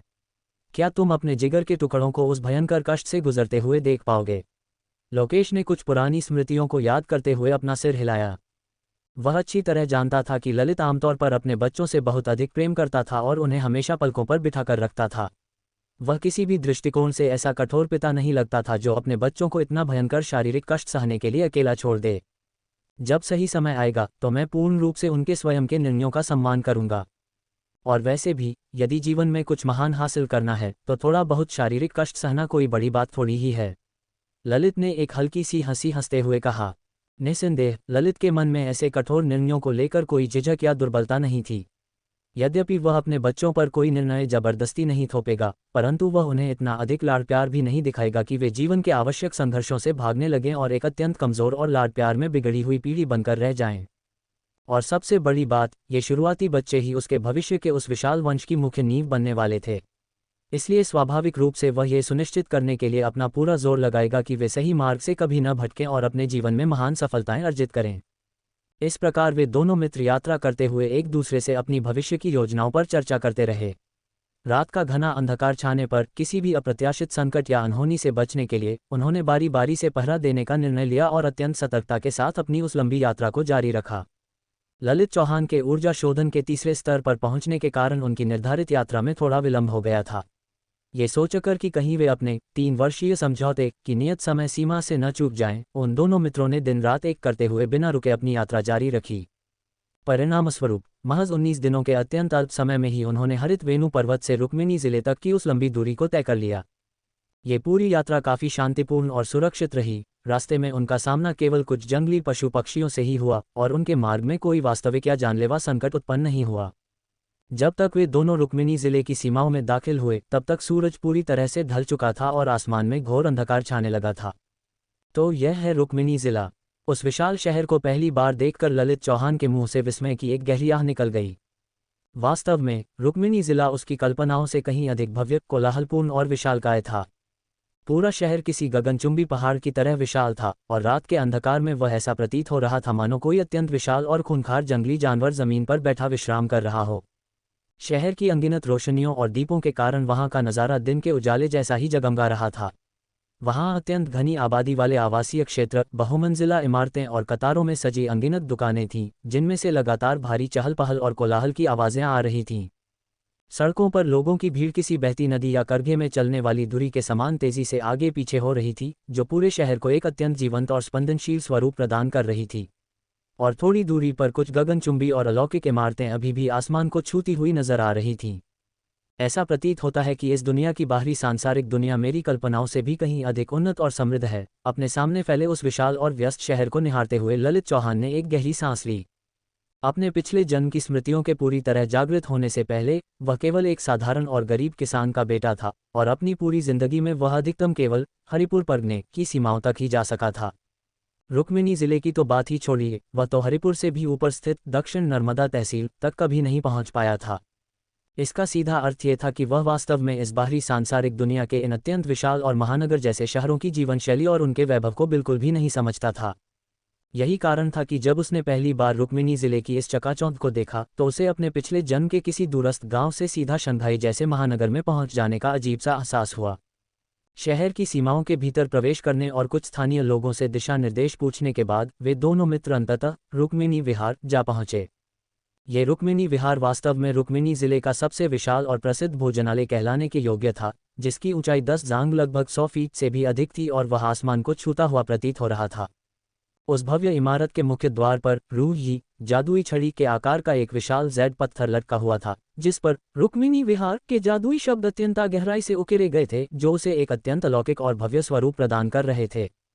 भवन के छज्जों और किनारों से लाल रंग की विशाल और सुंदर लालटेनें लटकी हुई थीं और पूरी इमारत की बाहरी दीवारों पर अत्यंत सजीव और जादुई प्राकृतिक दृश्यों तथा खूबसूरत अप्सराओं के रंग बिरंगे भित्तिचित्र बनाए गए थे। लोकेश प्रताप सिंह ने आगे बढ़कर द्वारपाल को सूचित किया कि वे यहाँ हर्षवर्धन दीक्षित से मिलने आए हैं। चूंकि द्वारपाल को पहले से ही इस विषय में कड़े निर्देश दिए जा चुके थे, इसलिए उसने बिना कोई समय गंवाए तुरंत भीतर जाकर सूचना दे दी। कुछ ही पलों बाद कीमती रेशमी वस्त्रों में सजा हुआ एक लंबा और अत्यंत सजीला तथा गरिमामय युवक रुक्मिणी विहार के मुख्य द्वार से बाहर निकला। ये युवक हर्षवर्धन दीक्षित ही था। लोकेश भाई, ललित भाई, हर्षवर्धन ने उन्हें देखते ही अत्यंत उत्साह और आत्मीयता के साथ पुकारा। परंतु जैसे ही उसकी नज़र ललित चौहान पर पड़ी, वह स्वयं को रोक नहीं पाया और उसे बार बार मुड़कर गहराई से देखने लगा, मानो वह ये सुनिश्चित करना चाहता हो कि यह वास्तव में ललित ही है। वर्तमान समय में ललित चौहान का रूप रंग और उसका पूरा व्यक्तित्व आज से 3 साल पहले की तुलना में पूरी तरह से बदल चुका था और उसमें ज़मीन आसमान का अंतर आ गया था। हर्षवर्धन भाई, क्या मुझे इस रूप में पहचानने में आपको कोई कठिनाई हो रही है? हर्षवर्धन की इस अत्यधिक विस्मित प्रतिक्रिया को देखकर ललित ने मुस्कुराते हुए मजाक किया। यदि आपके साथ यहाँ लोकेश भाई खड़े नहीं होते तो मैं पल भर के लिए भी ललित भाई के भीतर आए इन चमत्कारी बदलावों पर विश्वास नहीं कर पाता। हर्षवर्धन ने अपना सिर हिलाया और चेहरे पर एक चौड़ी मुस्कान लाते हुए अपनी भावनाएं व्यक्त की। वह आज से 3 वर्ष पूर्व की तुलना में कहीं अधिक मिलनसार, भावुक और गर्मजोशी से भरा हुआ प्रतीत हो रहा था। जब भी मैं इनसे मिलता हूँ तो मुझे भी हमेशा ऐसा ही महसूस होता है कि इनके भीतर बहुत कुछ रहस्यमयी रूप से बदल गया है। फिर आपकी तो बात ही क्या है, आपने तो इन्हें इतने लंबे समय बाद देखा है, लोकेश ने बीच में टोकते हुए कहा। वह हरित वेणु पर्वत पर हर 1-2 महीने में पुरानी यादें ताज़ा करने के लिए ललित से मिलता ही रहता था, लेकिन उस समय उसे इस बात का कोई विशेष एहसास नहीं होता था और जब भी वह वापस अपने कक्ष में लौटता तो उसे हमेशा यही महसूस होता था कि ललित के भीतर कोई ऐसा अवर्णनीय और गुप्त बदलाव आ गया है जिसे शब्दों में बयां नहीं किया जा सकता। बिल्कुल सत्य कहा आपने ललित भाई, आखिर आपके साथ ऐसा क्या चमत्कार घटित हुआ है? आप पूरी तरह से बदल चुके हैं, जबकि हमारे लोकेश भाई में कोई बहुत बड़ा बदलाव नहीं आया है। हर्षवर्धन ने सहमति में सिर हिलाया और फिर अपनी बात जारी रखी। खैर, ये स्थान आराम से खड़े होकर गपशप करने के लिए उचित नहीं है। मैंने रुक्मिणी विहार के भीतर आप दोनों के लिए पहले ही एक अत्यंत सुंदर शयन कक्ष और एक निजी भोजन कक्ष आरक्षित कर रखा है। लोकेश भाई, ललित भाई, आप इतनी लंबी यात्रा करके थके हारे आए हैं। चलिए ऊपर चलते हैं ताकि मैं आप दोनों का उचित सत्कार कर सकूं और आप तरोताज़ा हो सकें। शालिनी जोशी, ज्योत्सना वैद्य और हेमंत कुमार अभी तक यहाँ नहीं पहुँचे हैं, परंतु उन्हें भी अगले कुछ दिनों के भीतर ही यहाँ आ जाना चाहिए।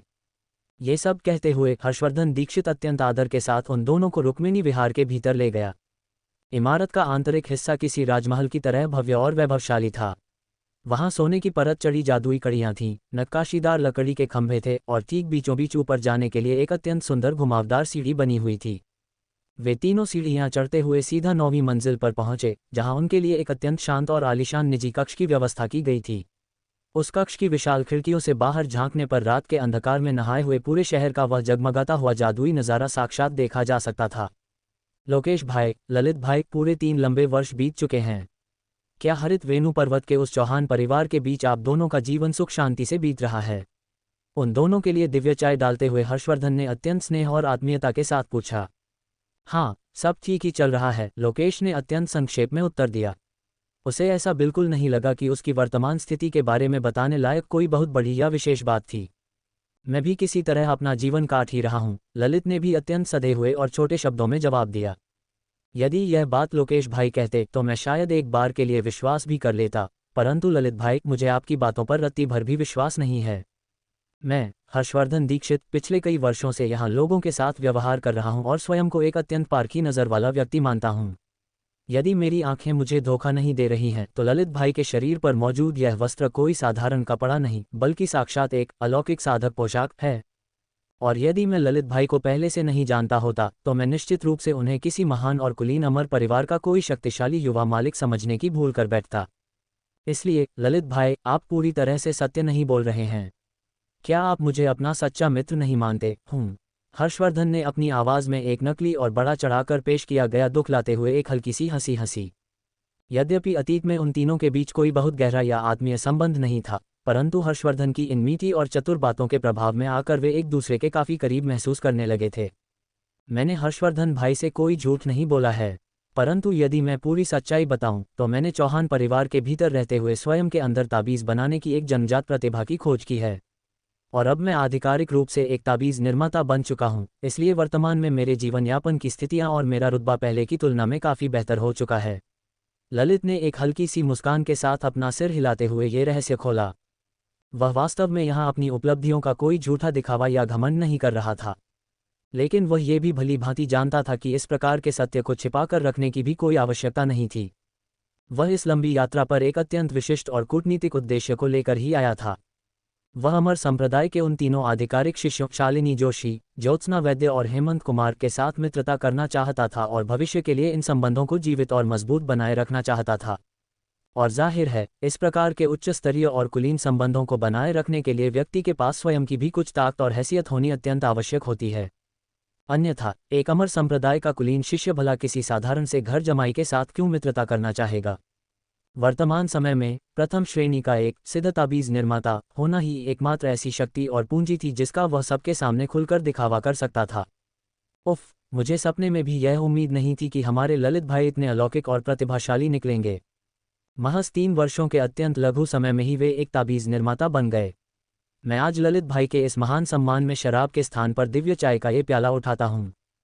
जब हर्षवर्धन दीक्षित ने यह बात सुनी तो वह पूरी तरह से स्तब्ध रह गया और उसने जोर से एक ठंडी सांस अंदर खींची।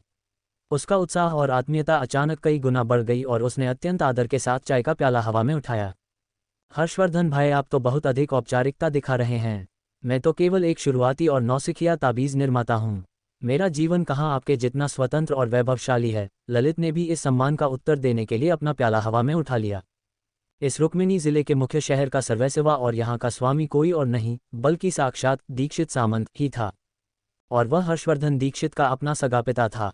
इस सांसारिक दुनिया के दृष्टिकोण से देखा जाए तो हर्षवर्धन का रुतबा और उसकी हैसियत वास्तव में अत्यंत असाधारण और राजाओं के समान थी। परंतु आज जिस आत्मीयता और विनम्रता के साथ वह दूसरों से पेश आ रहा था, उसे देखकर ऐसा प्रतीत हो रहा था कि पिछले 3 वर्षों के दौरान उसके भीतर का वह सारा पुराना अहंकार समाप्त हो चुका था और वह पूरी तरह से बदल गया था। मैं तो केवल एक साधारण और नश्वर इंसान हूँ, मेरे इस रुतबे और हैसियत का भला क्या मोल है? मैं सचमुच ललित भाई के समान महान नहीं हूँ। इसके अतिरिक्त ललित भाई का इतने कम समय में एक शुरुआती ताबीज़ निर्माता बन जाना स्पष्ट रूप से यह प्रमाणित करता है कि उनके भीतर एक अत्यंत दुर्लभ और अलौकिक प्रतिभा मौजूद है। वे सचमुच इंसानों के बीच एक छिपे हुए नाग देवता के समान हैं, और यह बात लगभग निश्चित है कि वे भविष्य में एक द्वितीय श्रेणी के महान ताबीज़ निर्माता बनकर अवश्य उभरेंगे। हर्षवर्धन ने गहरी भावनाओं के साथ अपना सिर हिलाते हुए अत्यंत ईमानदारी से कहा। हर्षवर्धन के मुंह से निकली इन आदरपूर्ण बातों ने वास्तव में ललित के मन को कुछ हद तक एक अजीब सी शांति और सुकून का एहसास कराया था। ललित की पुरानी स्मृतियों में आज से 3 वर्ष पूर्व का वह हर्षवर्धन दीक्षित एक ऐसा युवक था जिसके भीतर कुलीनता का एक गहरा अहंकार कूट-कूट कर भरा हुआ था। यद्यपि वह कभी इतना नीचे नहीं गिरा था कि वह ललित या हेमंत कुमार का सीधा उपहास करे या उन्हें नीचा दिखाए, परंतु फिर भी उसके हर एक शब्द और उसके आचरण में एक प्रकार की स्पष्ट श्रेष्ठता और अहंकार की गंध हमेशा मौजूद रहती थी। इसलिए आज उसके व्यवहार में आए इस भारी बदलाव और इस सुखद विरोधाभास ने स्वाभाविक रूप से ललित को एक प्रकार की गहरी मानसिक संतुष्टि प्रदान की थी। बेशक ललित कोई ऐसा ओछा इंसान नहीं था जो केवल दूसरों के मीठे व्यवहार के कारण अपने स्वयं के पद और गरिमा को भूल जाए। वह पूरे समय हर्षवर्धन के साथ अत्यंत शिष्टाचार और मर्यादा के भीतर ही बातचीत करता रहा। हर्षवर्धन द्वारा बनाए गए उस अत्यंत सौहार्दपूर्ण और आत्मीय वातावरण के बीच वे तीनों धीरे धीरे खुलकर बातें करने लगे और एक दूसरे को और गहराई से समझने लगे। ये बिल्कुल वैसा ही सुखद एहसास था जैसा वर्षों के लंबे अलगाव के बाद किसी अत्यंत घनिष्ठ मित्र से मिलने पर होता है। इस प्रकार हर्षवर्धन दीक्षित के उत्साही और असीम आतिथ्य के बीच ललित चौहान और लोकेश प्रताप सिंह ने अगले 3 दिन उसी भव्य रुक्मिणी विहार के भीतर अत्यंत सुख और विलासिता में व्यतीत किए। ठीक 3 दिनों के बाद शालिनी जोशी, ज्योत्सना वैद्य और हेमंत कुमार भी अंततः रुक्मिणी विहार आ पहुंचे। ये समाचार मिलते ही ललित और लोकेश तुरंत हर्षवर्धन को साथ लेकर उनका स्वागत करने के लिए नीचे की ओर चल पड़े। जैसे ही वे उन घुमावदार सीढ़ियों से नीचे उतरे, उनकी नज़रें सीधे शालिनी जोशी और अन्य 2 लोगों पर पड़ीं। लोकेश भाई, कुंवर जी, क्या आप ललित चौहान हैं? एक अत्यंत शुद्ध बर्फ जैसी सफ़ेद पोशाक पहने और एक लुभावने अंडाकार चेहरे वाली शालिनी जोशी ने मुस्कुराते हुए आगे बढ़कर ललित और अन्य लोगों का अभिवादन किया। वह अत्यंत सरल, सच्ची और खुले विचारों वाली प्रतीत हो रही थी। उसकी वह मधुर मुस्कान बसंत की किसी ताज़ा और सुखद हवा के समान थी जो अपने आसपास मौजूद हर एक व्यक्ति को तुरंत अपना दीवाना बना रही थी। उसके ठीक बगल में खड़ी ज्योत्सना वैद्य ने केवल हल्की सी शालीनता के साथ अपना सिर हिलाया। उसने अपने बालों को पीछे की ओर हल्के से बांध रखा था और एक लंबी हरी पोशाक धारण कर रखी थी। यद्यपि उसके रूप रंग को बहुत अधिक चमत्कारी या लुभावना नहीं कहा जा सकता था, परंतु फिर भी वह अत्यंत कुलीन और गरिमामय अवश्य लग रही थी। विशेषकर जब वह उस बेइंतहा खूबसूरत शालिनी जोशी के ठीक बगल में खड़ी थी, तो उसकी अपनी चमक थोड़ी फीकी पड़ गई थी, मानो वह किसी सुंदर लाल फूल के पास मौजूद कोई साधारण सी हरी पत्ती हो। हालांकि उसकी पारदर्शी गोरी त्वचा और उसका अत्यंत सुगठित शारीरिक ढांचा, विशेषकर उसकी वे लंबी टांगें और पतली कमर, अभी भी लोगों का ध्यान अपनी ओर खींचने के लिए पूरी तरह से पर्याप्त थे। ललित भाई, लोकेश भाई, कुंवर जी, हेमंत कुमार ने भी आगे बढ़कर सभी का अभिवादन किया। उन दोनों आकर्षक महिलाओं की तुलना में वह अत्यंत साधारण और ध्यान न खींचने वाला व्यक्ति प्रतीत हो रहा था। उसने एक भूरे रंग की अत्यंत सादी पोशाक धारण कर रखी थी और उसकी त्वचा थोड़ी सांवली हो चुकी थी। उसका रूप रंग और कद-काठी बिल्कुल औसत दर्जे का था। वह न तो बहुत लंबा था और न ही छोटा, न ही बहुत मोटा था और न ही